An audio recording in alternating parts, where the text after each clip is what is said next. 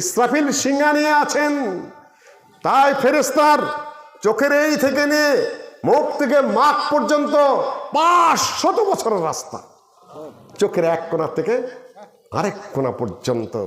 যেদিন থেকে সৃষ্টি করেছেন সেই দিন থেকে এই ফেরেশতা আরশের দিকে এক পলকে তাকিয়েছে, কোনোদিন মোটক ফেলে নেই, পলক ফেলে নেই। কেননা আল্লাহর পক্ষ থেকে হুকুম হওয়ার সাথে সাথে যেন 1 সেকেন্ড দেরি না হয়। পলকের মধ্যে যদি হুকুম হয়ে যায়, এর মধ্যে পলক ফেলে হয়তো আল্লাহর অবাধ্যতা হয়ে যাবে। এই জন্য ইসরাফিল তার সৃষ্টির পর থেকে কত কোটি, কত হাজার হাজার লক্ষ বছর চলে গেছে, আরশের দিকে তাকিয়েই আছে, কোনোদিন একটা মর্তক, একটা পলকও ফেলেনি। আপনি আছেন কোন তালে? আপনাকে হুকুম দেওয়াই হয়, ডাইনে যান, বামে যান, আগে যান, পিছনে যান। আপনি আবার জান্নাতেও যাইতে চান, আচ্ছা যাবেন, আল্লাহ রহম করে যদি দেয় দেবেন। আল্লাহর হুকুম কোরআন এবং হাদিসে যা আছে ডাইরেক্ট, যত দ্রুত পারেন তত দ্রুত আপনি করতে চেষ্টা করবেন।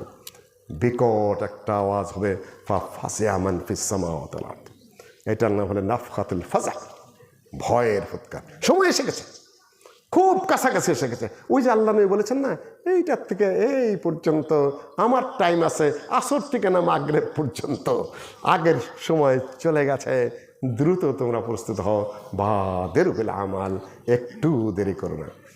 যার ঋণ আছে ঋণ শোধ করে দেন, যার গায়ে হাত তুলেছেন ক্ষমা চেয়ে নেন, যা ইজ্জত নষ্ট করেছেন শেষ করে দেন। এই হাওয়া উল্টে গেছে বলে অন্যের উপর আবার অত্যাচার চালায়েন না, কাকে অসম্মান করবেন না, মিথ্যা মামলা দেয়া অবৈধ প্রতিশোধ নেবেন না। কেননা জুলমু জুলুমাতুন ইয়াউমাল কিয়ামা, এই জুলুম অত্যাচার কিয়ামতের দিন অন্ধকার হয়ে দেখা দেবে।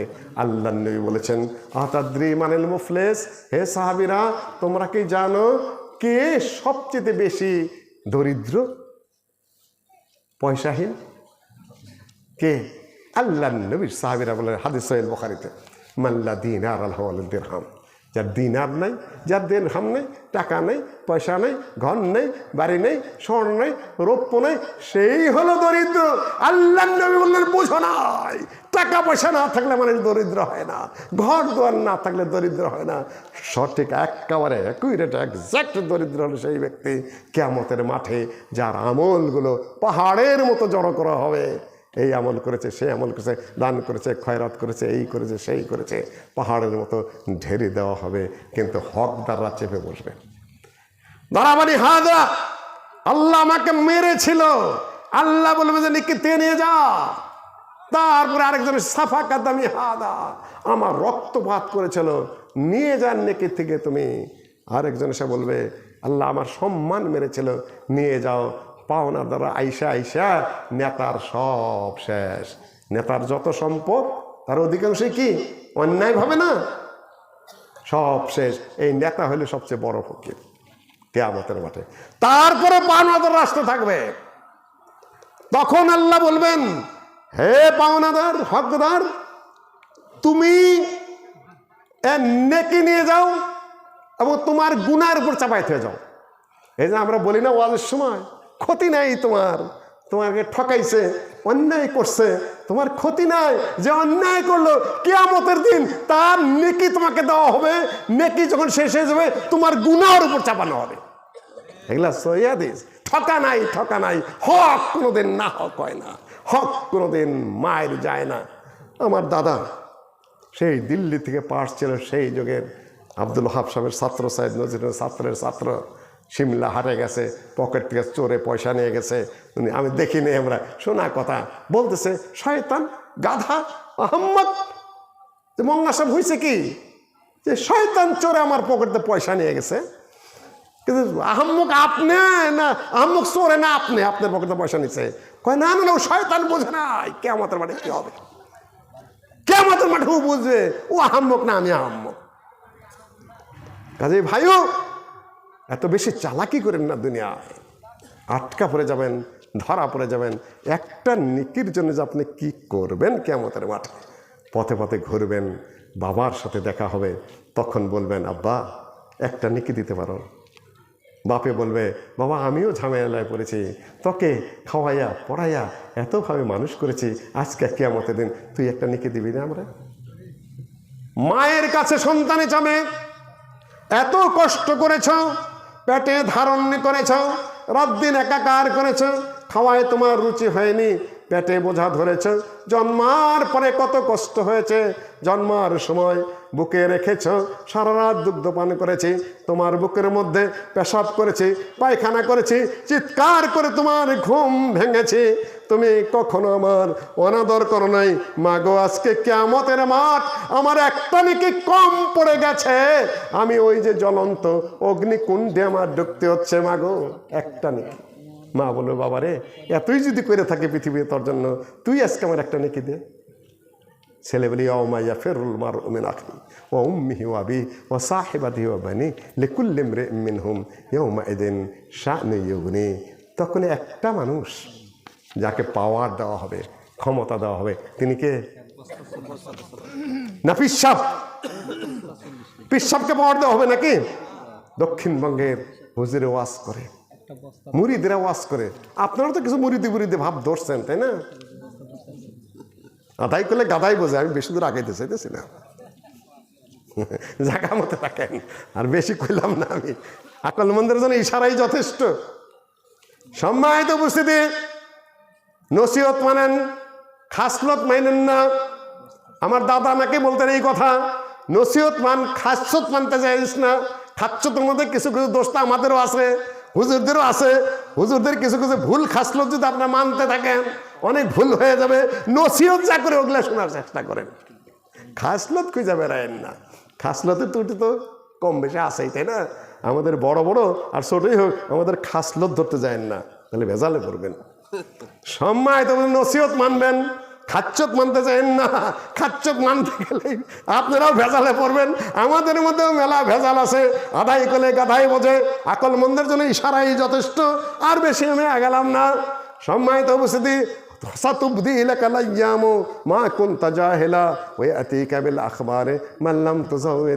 আরো অনেক খবর সামনে আসবে, না আসুক এটা আমি চাই, কিন্তু খবর ছাপা থাকবে না। সম্মানিত উপস্থিতি, কিয়ামতের মাঠ, নবী মুহাম্মদ সাল্লাল্লাহু আলাইহি সাল্লামকে যতটুকু মনে পড়ছে, জাবের রাদিয়াল্লাহু তাআলা আনহু বললেন, কিংবা আনাস বললেন, ইয়া রাসূলুল্লাহ আমার জন্য সুপারিশ করবেন না? করব। যাও, দুনিয়ার বুক থেকে আল্লাহর নবীর সুপারিশের গ্যারান্টি নিয়ে নিলেন। ইয়া রাসূলুল্লাহ কোন কোন জায়গায় আপনাকে বেশি মনে পড়বে? হাদিস একটু কমজোর কিন্তু গ্রহণযোগ্য, প্রত্যাখ্যানের মতো নয়, যে 3 জায়গায় আমাকে মনে পড়বে। এক জায়গায় হলো সিরাতে, আরেক জায়গায় হলো হিসাবে, আরেক জায়গায় হলো হাউজে। আমি হয়তো তোমাদের জন্য সিরাতে কিছুই করতে পারবো না, হিসাবেও কিছু করতে পারবো না, কিন্তু হাউজে আমার কিছু অধিকার দেওয়া আছে। সিরাত কোনটা চেনেন তো? কেউ সিরাত পারি না দিয়া, মিনকুম ইল্লা ওয়ারিদুহা, আল্লাহ বলেছেন যে এই সিরাত বা পুল, সিরাত যেটাকে বলেন না, যা পুল তাই সিরাত, সিরাত পারি না দেয়া কেউ জান্নাতে যেতে পারবেন না। সিরাত কি জিনিস? চুলের চেতে চিকন, পিচ্ছিল, তরবার চেতে ধারালো, এরকম একটা লম্বা পুল জাহান্নামের উপরে সেট করা থাকবে। সিরাত কোথায় থাকবে? জাহান্নামের উপরে সেট করা থাকবে। পিসাবের ওয়াজ করে বেড়াচ্ছেন দক্ষিণ এলাকায়, এই পিসাবের মুরিদ যারা হবে, তাই না? পিসাবের মুরিদের তো অভাব নেই, সর্বত্রই পীরের মুরিদ, জাহেলের হাড্ডি, বেওকুফ, কোরআন হাদিসের কিচ্ছু জানে না, তারও হাজার হাজার মুরিদ, লাফায় আর লাফায়, নাচে আর নাচে, আহলে আজরাকে আহলে খবিজ, বাস ধরে ধরে বান্দরের মতো লাফায়, ওদের পিছনেও মানুষ ঘোরে। আর ওই মানুষের আপনি কি বলবেন? মাথার মধ্যে কি উগলার, কিচ্ছু জানে না কোরআন হাদিসের, একেবারে জাহেল। ওর পিছনে আবার ইসলামের জন্য ঘোরে, অন্য কিছুর জন্য ঘোরবে না। ইসলামের কিভাবে ওখানে? ইসলাম বসে কি ধারণা আছে তাদের? বলবে মসনউদ্দিন তুমি নিজের জন্য অহংকার করছো। না না না না না, আমি তা বলছি না, আমি আলেমদের দেখে এসেছি। শেখ বিন বাজের দর্শে বসেছে, আল্লামা ওসাইমিন সরাসরি আমার ওস্তাদ শেখ তোয়াইজরিকে দেখে এসেছি, বর্তমান মুফতি তার পিছনে নামাজ আদায় করে এসেছি, লক্ষ লক্ষ হাদিসের হাফেজদেরকে আমি দেখে এসেছি। তুমি 2 হাদিস পড়তে পারো না, তোমার পিছনে মানুষ ঘোরে, আমি এই মানুষের কথা বলি। ও কত বড় আহাম্মক, কত বড় গর্দব। আমার ওই পীরেরাই আবার বলে, মুরিদরা বলে যে কিয়ামতের দিন পুল সিরাতের নিচে মুরিদদের জন্য হুজুর জাহাজ রেডি করে রাখবেন, জাহাজে তুইলা নিয়ে তারপরে হুজুরে ওই পারে জান্নাতে ঢুকাই দিবেন। সিরাতের নিচে কি? তাহলে হুজুর আছে কোন জায়গায়? ভুলে হুজুর সত্য কথাটাই বলছে, সিরাতের নিচেই জাহান্নাম, আর হুজুর আছে সেখানে নৌকা নিয়ে। তাহলে আছে হুজুর কোন জায়গায়? জায়গা মতোই আছে। কোরআন হাদিস জানে না, তাই ও বোঝে নাই, মূর্খের মতো কথাবার্তা বলছে। আমরাও বেশি জানি তা না, যা জানি অতটুকুই বলি। ওইলেম কম থাকা কোনো দোষের নয়। তাহলে তুমি ভুল কথা বলো কেন? দোষ হলো এই জায়গায়। সম্মানিত উপস্থিতি, জাহান্নামের উপর সেট করা হবে সিরাতকে, 70,000 জিঞ্জির লাগে জাহান্নামকে উপস্থিত করা হবে। জাহান্নাম তখন তামুর তাফুর ঢেউ তুলবে, উত্তাল তরঙ্গ উঠবে জাহান্নামের মধ্যে। জাহান্নাম চিৎকার করতে থাকবে ধরার জন্য, আসামি ধরার জন্য। আসামি কারা? পাপীরা, গুনাহগাররা, মুশরিকরা। এর মধ্যে যে পাড়ি দিয়ে যেতে হবে সিরাতটা, আগেই বলেছি, চুলের চেয়ে চিকন, পিছলা, তরবারি চেয়ে ধারালো, এর উপর দিয়ে যেতে হবে। যাইতে পারবেন? পায়ে কুলাবে? এখন যদি এখানে একটা বড় ধারালো ছুরি এখানে সেট করে দেয়, পা দিতে সাহস পাবেন? কেটে যাবে না? সেদিন কাটবে না? কাটার জন্য নয়, পিছলা পিছলা যাবে। শুধু ভয় পাবেন, কি করব কি করব। একদল চলে যাবে বিদ্যুৎ গতিতে, আরেক দল চলে যাবে চোখের পলকে, আরেক দল যাবে তেজি অশ্বের মতো চলে যাবে, আরেক দল দৌড়ে যাবে, আরেক দল হেঁটে যাবে, আরেক দল পরি পরি মরি মরি অবস্থায় যাবে। কেউ যেতেই পারবে না, ধপ করে নিচে পড়ে যাবে। নিচে পড়া মানেই কি? জাহান্নামে পড়ে গেল। এই যে দ্রুত গতিতে যাবে, কি কারণে? এর শক্তিটা কি? এই পাওয়ার কোথার থেকে আসলো? আপনি যদি বিমানে ওঠেন একভাবে চলবে। ভাই কালকে ফোন দিয়েছেন যে ভাই কিভাবে আসবেন, কি সমাচার? আমি তো মুজাফর সাহেব আগেই কথা বলেছি, চিটাঙ্গে 5 দিন পড়ানোর পরে শুক্রবার রাত্রে যখন এসে ঘরে উপস্থিত হই, বেলা রাত্রে আসি, সকালে উঠা গাড়িতে চড়ে এই 7-8 ঘন্টা আইসা তারপরে বক্তৃতা করে, তারপর আরেক জায়গায় যায়, এই দেহে কুলায় না। উনি যখন বলছে তখন আর আমি প্রশ্নের উত্তর দিই নাই। আমি ডক্টর মুজাফরে ফোন দিয়েছি, কি করছো তুমি? আমি ব্যবস্থা করতেছি এখনই, আপনার চিন্তার কারণ নাই। আচ্ছা, যাই হোক, দ্রুত করতে বিমানের টিকিট কেটে দিয়েছে, পাঠিয়েছে আমার কাছে, স্বস্তিভাবে আসতে পেরেছি। সম্মানিত উপস্থিতি, এই যে বিমানের গতি, 50 মিনিটে এসে পড়েছি। আর যদি বাসে আসতে হতো কম পক্ষে 8 ঘন্টা, তাই না? আর ওইটা যদি আবার লোকাল বাসে চড়ি, তাহলে যদি ঘোড়ার গাড়িতে চড়ি, কয়দিনে? 7 দিন, 10 দিন, 15 দিন লাগে, তাই না? এই যে আপনি দ্রুত গতিতে যাবেন, কারণটা কি? বিমান কেন 40 মিনিটে চলে আসলো?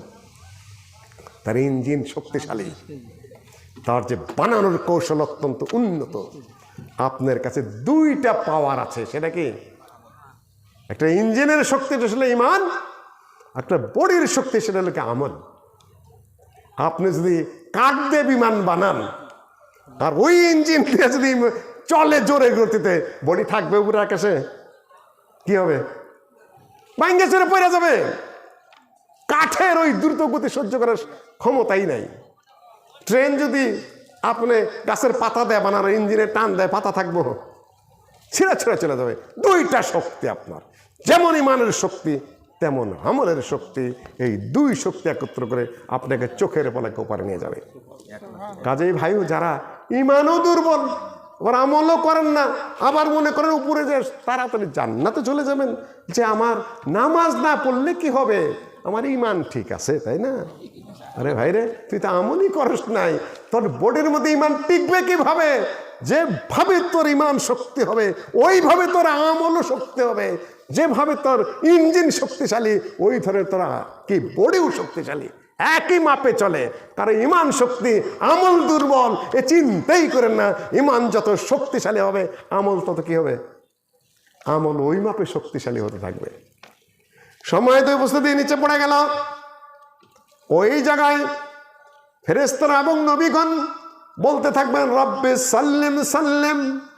আল্লাহ নবীরা বলতে থাকবেন আল্লাহ রক্ষা করো, রক্ষা করো, রক্ষা করো, আল্লাহ বাঁচাও, আল্লাহ বাঁচাও, এরা যেন নিচে না পড়ে যায়, এরা যেন নিচে না পড়ে যায়। এই জায়গায় আল্লাহ নবীর কথা মনে হবে। আল্লাহ নবী বলেন হয়তো এখানে আমি কিছু করতে পারবো না, হিসাবের সময় মনে পড়বে। তো আল্লাহ নবী বলেছেন আনা ফারাতুকুম আলাল হাউজ। সবার আগে কবর কার ফাটবে? ইসরাফিলের 2 নম্বর ফুৎকারে আল্লাহ নবীর কবর আগে ফাটবে। 3 নম্বর ফায়দাহুম কিয়ামুন ইয়ানজুরুন। সব কিন্তু মারা যাবে দ্বিতীয় ফুৎকারের সময়। গাছপালা, নদী নালা, জন্তু, এই যে মশা, এই যে মশা ঘুরতেছে না, দেখতেছেন আপনারা? টাসকে থাপ্পড় দিয়ে মশাটা মারলেন, মশার আত্মা কে নিয়ে গেল? কেউ বলতে পারবেন? কোথায় গেলাম? আপনি আমি যখন মরবো মালাকুল মউত আত্মা নিয়ে যাবে, তাই না? সে কাহিনী আমি আজকে বলিনি, বলবো না। কিন্তু মশাটা যে মরল এর আত্মা কে নিল? বলতে পারতেছেন না? মালাকুল মউতই না, একই ফেরেশতা তার বাহিনী দিয়ে বলে ছোট্ট মশা থাপ্পড় দিয়ে মারলাম, এর আত্মা গেল কোথায়? সব কিছুর হিসাব আছে। আপনি মনে করবেন না আল্লাহর হাতে কোনো হিসাব নাই। আহসাহুল্লাহ, আল্লাহ হিসাব করে রেখেছে সব। আল্লাহর সৃষ্টি জগতের সকল কিছু আল্লাহ একই সময় জানেন কি জানেন না? ইন্নাল্লাহ ইয়ালামু মা ইন্নাল্লাহ ইনদাহু ইলমুস সাআ ওয়া ইয়ালামু মা ফিল আরহাম। সকল নারীদের পেটের মধ্যে কি আছে এটা মানুষ জানে? জানতে পারে? চুপ করে থাকেন কি আপনারা? কথা বলেন। জানতে পারে? এক্সরে করে জানতে পারে, তাই না? কয়টা আছে পেটের মধ্যে তাও জানতে পারে। ছেলে না মেয়ে হবে সেটাও কি প্রশ্ন করতেছে। তারা আল্লাহ কোরআনের মধ্যে এটা কি কইল, যে রাহিমের মধ্যে কি আছে সেটা আল্লাহই জানেন। আরে বোকা নির্বোধ, সারা পৃথিবীর বুকে যত লক্ষ মা প্রেগনেন্ট হয়েছে তার পেটের মধ্যে যে পরিমাণ বাচ্চা আছে এট এ টাইম কে জানেন? কোনো ধরনের পরীক্ষা নিরীক্ষা ছাড়া। তিনি কে? তুমি কোথাকার কথা কোথায় নিয়ে আসছো? 7 বার বৈজ্ঞানিক পরীক্ষা করে মেশিন দেয়া একটা পেটের মধ্যে কি ওইটা দেখতে লাগলো তোমার সারাদিন। আর সারা পৃথিবীর লক্ষ লক্ষ মায়ের পেটে একই টাইমে কি আছে তা কে জানেন? কোনো কেউ কারো অন্য কারো বলার সাধ্য আছে? ওই আলামু মা ফিল আরহাম, সারা পৃথিবীর সকলের গর্ভে অ্যাট এ টাইমে কি আছে। শুধু এইটুকুই নয়, আরও মেলা কথা বলার ছিল, আপনার সামনে আমি কথা বাড়াবো না। সব আল্লাহ ওয়াহদাহু লা শারীকা লাহু আছেন। এই যে মাঠের মধ্যে আপনারা কি পরিমাণ মানুষ বসে আছেন, কোন নিয়তে বসে আছেন আল্লাহ জানেন না? নিয়তের পার্থক্য সওয়াবের পার্থক্য হবে, এটাও আবার মনে রাখেন। এই মুহূর্তে নিয়তটা ঠিক করেন। যারা দান খয়রাত করছেন কে কোন নিয়তে করছেন আল্লাহ জানেন না? ওয়াজ শোনার পরে বাসায় যে নিয়ত চেঞ্জ করবেন, আল্লাহ আবার আপনার ভুলটা সংশোধন করে ওখানে সওয়াব ঢুকাই দিবেন। যদি দেখা দেখি দিয়ে থাকেন, ইলেকশনের পারপাস দিয়ে থাকেন, যে কোনো কারণ দিয়ে থাকেন, ওয়াজ শুনে যদি বুঝতে থাকেন, রাত্রে শুয়ে থেকে আল্লাহরে বলবেন আল্লাহ আমি যে কারণেই দিয়ে থাকি এখন আমি নিয়ত ঠিক করলাম, আল্লাহ তুমি আমার এটা কবুল করে নিও। আল্লাহ ঠিক করে দেবেন। কিয়ামতের দিন এমন একটা ঘটনা ঘটবে যখন হিসাব হবে না, যখন হিসাব হবে, হিসাব আগে না আমলনামা আগে? কে বলতে পারবেন কোনটা আগে হবে? কাগজ আগে দিবেন আগে হিসাব হবে? কোর্টে কি হয়? আগে চার্জশিট দেখে উকিলেরা বিতর্ক করে, দুই পক্ষে মেলা কথাবার্তা হয়, তাই না? মেলা কিছুর পরে আইন কানুন ঘাইটা একটা রায় দিতে জজ সাহেব কখনো নিজেরাও লাগায়, কখনো এমনিতেও লাগে, তাই না? 1-2 বছর পরে রায় দেয়। আগে রায় দিয়ে দেয়, তারপরে ট্রায়াল হয় না, ট্রায়ালের পরে তারপরে রায় দেয়? আল্লাহ কি করবেন? আল্লাহ আমল নাম আগে দিবেন, ট্রায়াল হবে পরে। বিশ্বাস হইতেছে আপনাদের? শুনছেন এই কথা কোনোদিন? শুনেছেন, আলেমদের কাছে যারা পড়েছেন তারা অবশ্যই শুনেছেন, কিন্তু আপনারা শোনেন নাই যে আগে আমলনামা পরে হিসাব। অদ্ভুত সেই জগৎ, কেন আল্লাহ সবই জানেন। আল্লাহর তো অত ট্রায়ালের দরকার নাই, আল্লাহ জানেন না কে কি করেছেন।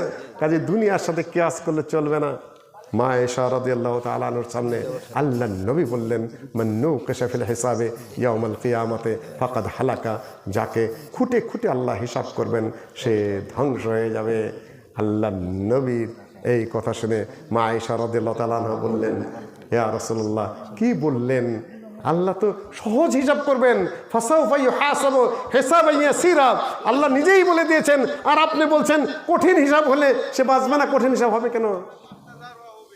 আল্লাহ নবী বললেন, ইন্নামা যালিকাল আরদ, আয়েশা হিসাবই হবে না, খালি আমলনামা দেখানো হবে। এটা আবার কেমন কথা হইল? আমলনামা হাতে পেয়েছে, ওয়ান কালাবু আলা আহলি মাসরুরা, পাতাগুলা কাগজগুলো উঠতে থাকবে। কার হাতে পড়বে? ওনারটা আমার হাতে, আমারটা ওনার হাতে।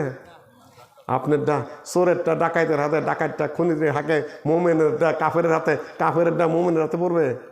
কাগজে বুঝবে কি করে কার হাতে পড়তে হবে? কাগজে বুঝবে না? বুঝবে না। আরে কাগজের মধ্যে বোধ শক্তি দেওয়া হবে, কাগজে বুঝে বুঝে ঠিক জায়গা মতোই পড়বে, সামান্যতম ভুলে করবে না। আপনারা আবার কেউ নিয়ত করেন না, এই যে মাছ মারতে যেতাম ছোটকালে, পলো নিয়ে চাবি নিয়ে, তাই না? মাছ যখন লাফাইতো তখন উল্টা করে ধরতাম পলো, দু একটা উল্টা করেও পলোর মধ্যে লাফ দিয়ে পড়তো, তাই না? ওই রকম হওয়ার কোনো সম্ভাবনা নাই। ঠিক যারটা তার হাতেই পড়ে, ওয়ান কালাবু ইলা আহলিহি মাসরুরা, কি খুশি, ইন্নী জানান্তু আন্নী মুলাকিন হিসাবিয়া, আমি জানতাম আমার ডান হাতে আমলনামা পড়বে, হিসাব আসবে। কি খুশির খুশি, কি নাচানাচি, তাই না? চাকরি তো বাতিল হয়ে যায়। রাজশাহী বিশ্ববিদ্যালয় হয়েছে না একবার, এখন আবার প্রাইমারি স্কুলের হেদেরটা আবার কোর্ট বাতিল করে। কি হতাশা, এটা উচিত নয়। সম্মানিত হতে, আর এই যে আন্দোলন, ছাত্র জনতার আন্দোলনের পরে, তাই না, কে যে কোথাতে পলাইলো আর কে যে কোন জায়গায় যে বইল, কিছু মনে করবেন না। এই জন্যই আমি বলি, আমি আন্দোলনের ঘরের মানুষ, পাল্লায় আমিও ছিলাম, আমার বউ বলবান ছেলে পেলে সব মাঠে, আমি শুধু আমার। এই জন্য খুব বেশি দাঁত বাড়ায় কথা বলতে এসেন না, কাম ঠিক করেন নাই। সুযোগ যেভাবে নিয়েছেন, যেভাবে পদগুলো নিয়েছেন, যেভাবে ইমাম হটিয়েছেন, যেভাবে শিক্ষক হটিয়েছেন, যেভাবে নিজেরা পদ দখল করেছেন, এরপরে যদি এসে বলেন যে আমরা ন্যায় বিচার কায়েম করব, আপনার ন্যায় বিচারের মুখের মাঝে জাটা মারি। কিসের ন্যায় বিচার করবেন আপনি? আপনি ন্যায় নিরপেক্ষ মানুষগুলোকে যদি বসাইতেন তাহলে বুঝতাম যে আপনারা ন্যায় প্রতিষ্ঠা করবেন। সামান্য সুযোগ পেয়ে যে কামড়া কামড়ি করে যা করেছেন, হিস্ট্রি রাইটস ইটসেলফ, ইতিহাস তার নিজেকেই নিজে লিখে রেখেছে। নিরপেক্ষ ভালো মানুষ সে যে পার্টি করে করুক, ভালো মানুষ যদি হয় তাকে আপনি হটাবেন কেন? আর আপনি যাই বসবেন কেন?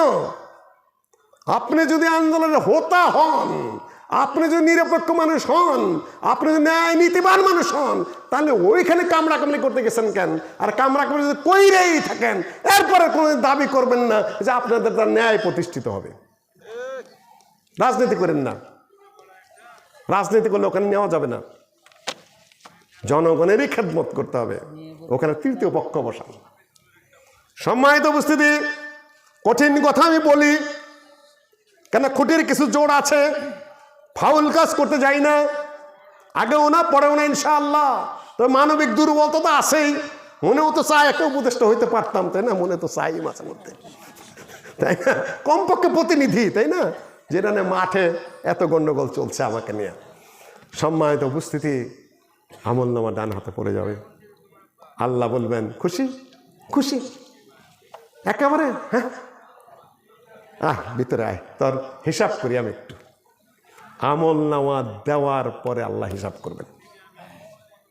ভিতরে যাওয়ার পরে বলবে, ডান হাতে আমলনামা পাইছো বান্দা, এত খুশির খুশি, এই যে পাপ যে 99 দপ্তর তোর পাপ, মদ্দেল বাসার যে পর্যন্ত দৃষ্টি যায়, এরপরেও তোর আমলনামা ডান হাতে বান্দান হিসাব মিলা, নিজের হিসাব নিজে মিলাও। হিসাব মিলবে কিনা? নিজের পাপ 99 দপ্তর মাদ্দুল বাসার, যে পর্যন্ত দৃষ্টি যায় খালি পাপ আর পাপ, গুনায় আর গুনায় ভরা। আর এই দিকে আমলনামা ডাইন হাতে, মুক্তিনামা। বান্দা হিসাব মিলে কিনা তোর? বান্দা ভয় পেয়ে যাবে, আল্লাহ ডান হাতে আমলনামা দিলা, আর এখন এত পাপ আমার, এগুলা দেখাচ্ছ, আল্লাহ তুমি কি আমার আমলনামা কেটে নিবা? বান্দা ভয় পেয়ে যাবে। আল্লাহ বলবেন, আল্লাহর ইচ্ছা তো এগুলো আল্লাহ করবেন কিয়ামতের মাঠে। তখন বলবে বান্দা, আত্মপক্ষ সমর্থন করার, সেলফ ডিফেন্সের কোনো শক্তি আছে কিনা? তখন বান্দা বলে, না ইয়া রাব্বুল আলামিন, আমি এগুলো করেছি, আত্মপক্ষ সমর্থনের আমার আর কিছুই নাই। তখন বান্দা তাহলে কি হবে? তখন আল্লাহ বলবেন, আমি যতটুকু ঈমান তোর ছিল, যতটুকু আমল ছিল, আমার রহমতের প্রতি বিশ্বাস করেছিস, আমি নিজে দয়া করে, নিজে করুণা করে আমি তোকে ক্ষমা করে দিয়ে ডান হাতে আমলনামা দিয়েছি। না দিলে তোর এই গুনার কারণে তোর কিছু করার ছিল না বান্দা। এই জন্য নজরুল বলেছেন, রোজ হাসরে আল্লাহ আমায় করোনা বিচার, আল্লাহ করোনা বিচার, বিচার চাহে না তব দয়া চাহে এ গুনাহগার, আল্লাহ করোনা বিচার। বিচার করলে শেষ, এটা নজরুল বোঝে।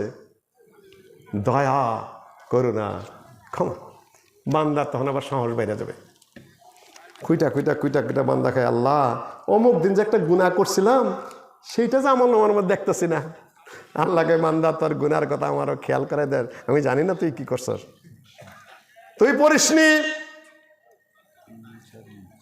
ইল্লা মান আমানা ওয়া আমিলা, ইল্লা মান আমানা ওয়া আমিলা সালিহান, উলাইক, আয়াতের মধ্যে মধ্যে একটা বাত পড়তেছে, ইল্লা মান আমানা ওয়া আমিলা সালিহা ওয়া আমিলা আমালান সালিহা ফাউলাইকা ইউবাদদিলুল্লাহু সাইয়্যাতিহিম হাসানাত। যদি কেউ গুনাহ করার পরে তওবা করে, আমলকে শুধরে নেয়, তওবাকে রিনিউ করে, আল্লাহ তার গুনাহ শুধু মিটিয়ে দেন না, গুনার মধ্যে আবার সওয়াব ঢুকাই দেন। বান্দা তোর গুনাহ মিটিয়ে দিয়া সওয়াব ঢুকাই দিছি, এই জন্য তোর গুনাহ তুই দেখতে পাচ্ছিস না। আল্লাহর দয়া, আল্লাহর করুণা, আল্লাহর রহমত। আল্লাহ নবী বলেন যে কিয়ামতের দিনের জন্য আমি ওই দোয়াটা তোমার জন্য রেখে দিয়েছি, শাফাআতটা রেখে দিয়েছি, আমি তোমার জন্য শাফাআত করব।